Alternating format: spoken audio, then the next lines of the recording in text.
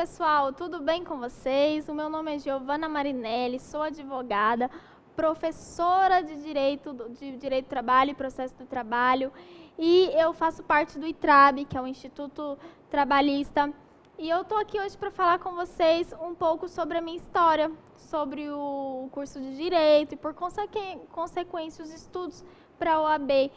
Eu entrei na faculdade de Direito com 17 anos. Eu vim de uma cidade chamada Minaçu, uma cidade do interior de Goiás, tá bom? Não nasci lá, mas cresci, boa parte da minha infância, da minha adolescência foi nessa cidade. Então era uma cidade, assim, uma cidade muito pequena, uma cidade... Era um pouco pacata, assim, em vista de Goiânia, uma cidade pacata. E eu vim dessa cidade para estudar na cidade de Goiânia. Então, na cidade de Goiânia, eu ingressei no curso de Direito com apenas 17 anos. Tá bom? E eu me lembro que quando eu cheguei na faculdade, gente, foi um ambiente totalmente diferente para mim, porque até então estava acostumado com a minha cidade, com as coisas que eu vivia lá, né? E quando eu cheguei aqui, era tudo diferente, as pessoas diferentes.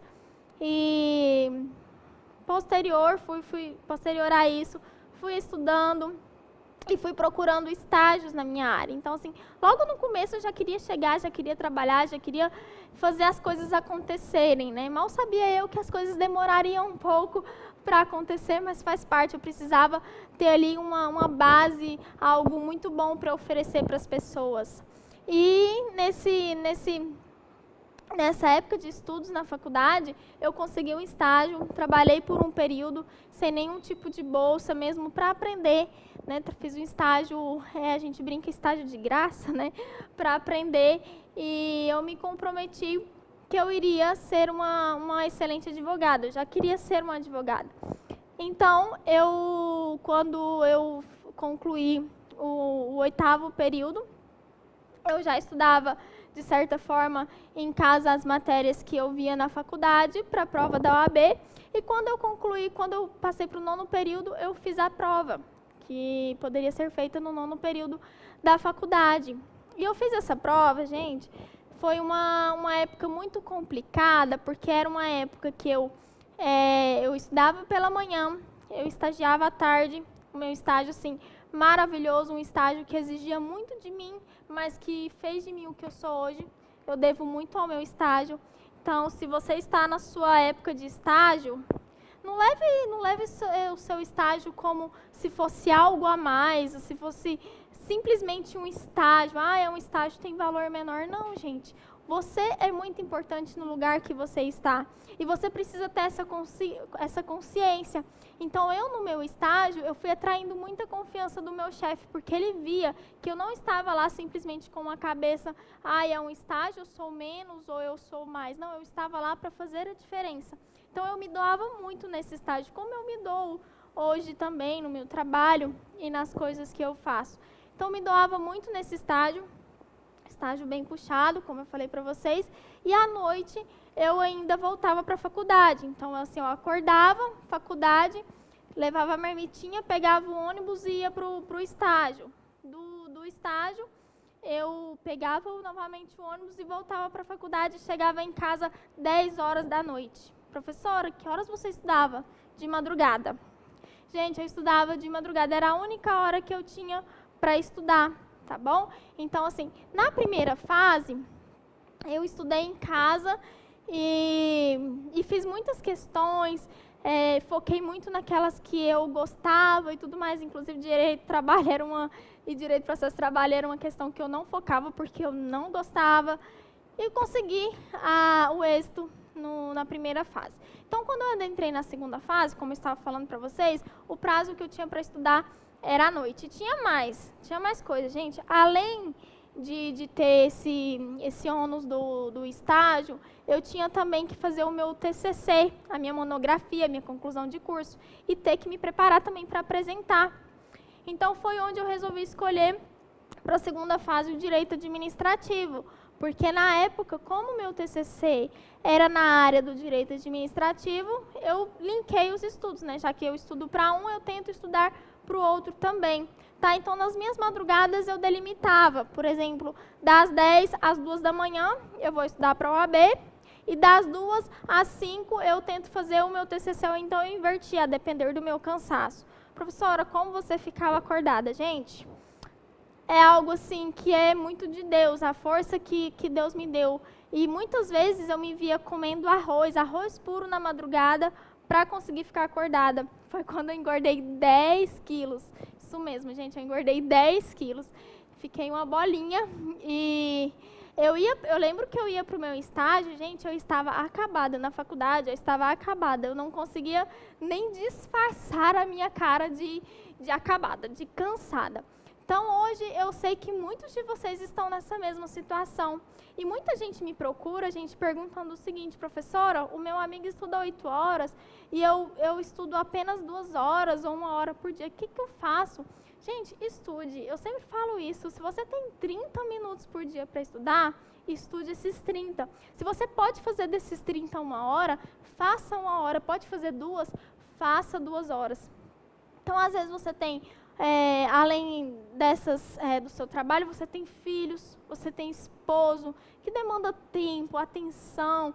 Gente, você consegue administrar tudo isso, tá bom? Além de todas essas demandas, eu também tinha a demanda da casa. Eu morava em uma república e nós tínhamos dias. Então, dia de lavar a casa, dia de uma cozinhar, da outra cozinhar. Então, no meu dia, eu não podia me esquivar falar,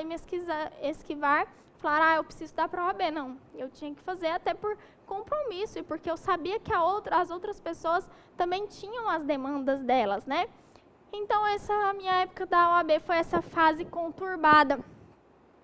E eu lembro que foi engraçado que eu até me emociono, quando eu recebi o resultado da segunda fase, foi uma amiga minha que me deu esse resultado. Aliás, antes de contar para vocês do resultado, eu me recordo do dia que eu cheguei lá na faculdade para fazer a segunda fase da OAB. Gente, eu parei num grupinho de pessoas e eu só via uma falando assim: eu já reprovei 8 vezes, nossa, é a minha segunda vez, nossa, é a minha terceira vez. E me deu um calafrio, me deu uma diarreia. Vou falar a verdade para vocês, me deu uma diarreia que vocês não têm noção. Eu falei, vou ter que ir embora, gente. Quando o sino tocou para a gente entrar, o horário lá, e eu no banheiro, eu falei, Senhor do céu, me recomponha. Giovana se recompondo psicologicamente para voltar. Não sei como eu me recompus, mas eu me recompus. Deus me ajudou e eu fui para a sala de aula fazer a prova. Quando eu estava fazendo a prova, legal que sou, fazendo a peça, olhando as questões, por incrível que pareça, a minha peça não foi mais complicada, achei mais complicado as questões, tá? Passou um fiscal e já estava no finalzinho e eu ainda lá na labuta, na luta, no sofrimento. E passou um fiscal e ele abaixou e falou assim no meu ouvido, olha, o tempo está acabando, é melhor você correr. Eu falei, caracas, era tudo que eu precisava para me destruir. Né? Na verdade, ele quis me ajudar, mas o psicológico da gente já está tão abalado. Gente, eu juro para vocês, nessa hora eu pedi a Deus que mandassem mesmo os anjos, que mandassem todo tipo de ajuda celeste possível ali para me ajudar. E passou pela minha cabeça, e foi engraçado, quando eu pedi isso, eu lembro bem a oração que eu fiz. Falei, Senhor, manda teus anjos e fica comigo nessa prova. E eu me recordo que quando eu falei isso, passou um filme na minha cabeça. Eu me recordei de um dia antes que eu fui fazer a prova, que eu tive uma crise incessante de choro, porque eu acho que todo o cansaço, as noites de sono que eu fiquei sem dormir, tudo aquilo que eu estava vivendo naquela época, além da dificuldade financeira, que tinha isso também, porque não tinha muitas condições, além disso, veio tudo naquela noite. Um dia antes da prova, me desabou uma crise de choro, e Deus colocou essa imagem na minha cabeça. Eu me vi sentada na cama chorando, e foi quando eu pensei, em respeito a mim, em honrar tudo que eu passei até aqui, eu vou continuar essa prova, eu não vou desistir, porque passou pela minha cabeça entregar e falar, olha, não quero saber mais disso. Não, o tempo está acabando, eu não vou conseguir, não. Eu falei, Senhor, eu vou conseguir. Foi onde eu consegui terminar a prova. E eu consegui terminar a prova, gente, eu confesso para vocês, que veio na minha cabeça, assim, não veio uma esperança que eu ia passar. Me veio um pensamento ruim de, assim, nossa, fiz tanto, né? E provavelmente não vai dar certo, porque nas últimas questões eu corri e tudo mais. E como eu estava contando para vocês, que eu divaguei um pouco, mas quando eu voltei, quando eu fui receber o resultado, eu estava voltando para minha casa do meu estágio, e a minha amiga, uma amiga minha, ficou incumbida de olhar esse resultado. Gente, imagina, ela sabia de tudo que eu tinha passado, imagina como estava o coração dela para me falar o meu resultado da prova. E quando eu vi o telefone dela, a ligação, o nome dela no celular, eu falei, não vou atender, eu não passei, meu Deus, mas tudo bem, eu não passei, eu já sei que eu não passei, meu Deus, então vamos para a próxima, né? O Senhor me reergue, eu vou chorar, vou sofrer, mas o Senhor vai me reerguer.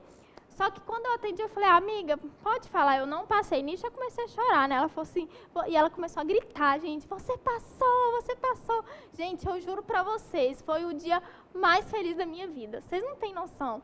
Foi tipo assim, tirou um peso das minhas costas, tirou, sabe, tudo que eu tinha carregado, toda a expectativa das pessoas, todo o meu sofrimento, tudo que eu estava acabada fisicamente, tudo, sabe, tudo saiu, tudo foi embora.